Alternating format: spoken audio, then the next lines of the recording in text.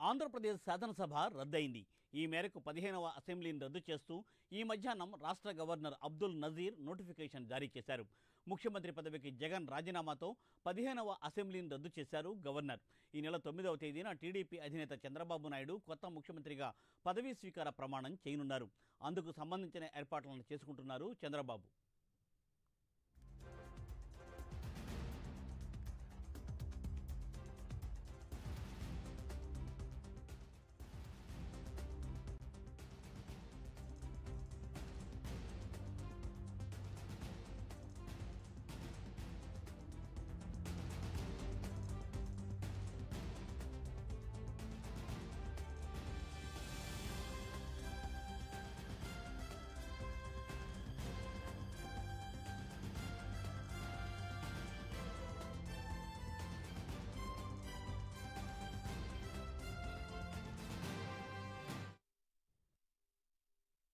15వ శాసనసభను రద్దు చేశారు గవర్నర్ అబ్దుల్ నజీర్.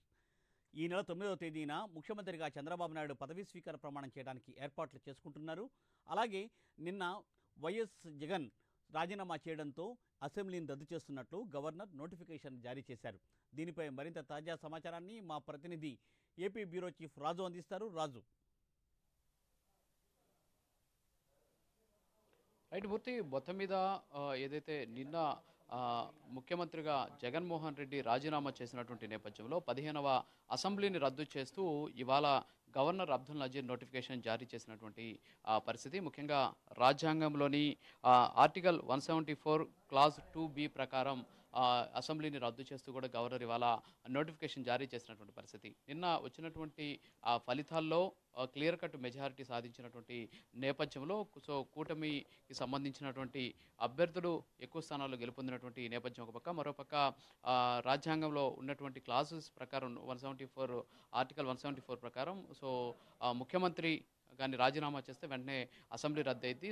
అసెంబ్లీని రద్దు చేస్తూ ఇవాళ అబ్దుల్ నజీర్ నోటిఫికేషన్ జారీ చేశారు. అయితే ఈ నెల 9వ తేదీన ముఖ్యమంత్రిగా చంద్రబాబు నాయుడు ప్రమాణ స్వీకారం చేస్తారని చెప్పేసి తెలుస్తుంది. అయితే దీని మీద ఇంకా అధికారిక ప్రకటన వెలువడినటువంటి పరిస్థితి. ఇప్పటికే ఢిల్లీకి వెళ్ళినటువంటి జనసేనాని పవన్ కళ్యాణ్ కావచ్చు, అలాగే టీడీపీ అధినేత చంద్రబాబు ఇవాళ ఎన్డీఏ కూటమికి సంబంధించినటువంటి సమావేశంలో పాల్గొంటారు. అక్కడ కేంద్ర ప్రభుత్వానికి సంబంధించి కేంద్రంలో ప్రభుత్వాన్ని ఏర్పాటు చేసినటువంటి అంశానికి సంబంధించి ఎన్డీఏ కూటమి నేతలతోటి జరిగేటటువంటి చర్చల అనంతరం వచ్చిన తర్వాత ఏదైతే ప్రభుత్వ ఏర్పాటుకి సంబంధించినటువంటి అంశానికి సంబంధించి గవర్నర్ని కలిసేటటువంటి పరిస్థితి. దీనికంటే ముందే టీడీఎల్పీ సమావేశాన్ని ఏర్పాటు చేస్తారు.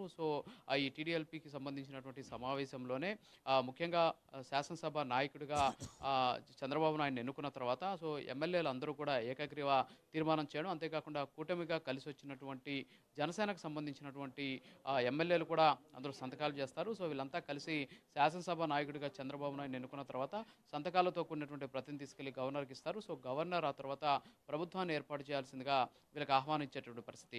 ఈ ప్రక్రియ అంతా కూడా జరగడానికి 1-2 రోజులు పట్టేటటువంటి అవకాశాలు ఉన్నాయి.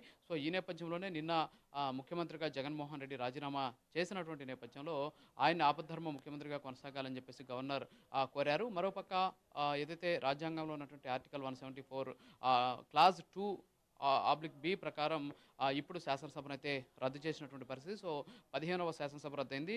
త్వరలోనే ఈ 16వ శాసనసభకు సంబంధించినటువంటి ఎమ్మెల్యేలంతా కూడా, అంటే నిన్న వచ్చినటువంటి ఫలితాల్లో ఎన్నికైనటువంటి ఎమ్మెల్యేలంతా కూడా ప్రమాణ స్వీకారం చేసేటటువంటి సిచ్యువేషన్ ఉంది. ఢిల్లీకి వెళ్ళి వచ్చిన తర్వాత చంద్రబాబు నాయుడు ప్రమాణ స్వీకారానికి సంబంధించినటువంటి ఏర్పాటు కావచ్చు, దానికంటే ముందు టీడీఎల్పీ సమావేశాన్ని నిర్వహించేటువంటి పరిస్థితి. టీడీఎల్పీ సమావేశం గతంలో అంటే 2014లో చంద్రబాబు తిరుపతిలో నిర్వహించారు. అయితే ఈసారి ఎక్కడ టీడీఎల్పీ సమావేశం నిర్వహించబోతున్నాయని దాని మీద ఇంకా అధికారికంగా ఎలాంటి ప్రకటన అయితే రానటువంటి పరిస్థితి. టీడీఎల్పీ సమావేశం అనంతరం సభానాయకుడిగా చంద్రబాబును ఎన్నుకున్న తర్వాత ఆ ఎమ్మెల్యేల సంతకాలతో కూడినటువంటి ప్రతిని తీసుకెళ్లి గవర్నర్కి ఇచ్చి ఆ తర్వాత ప్రభుత్వాన్ని ఏర్పాటు చేసేటటువంటి అవకాశాలు కనిపిస్తున్నాయి.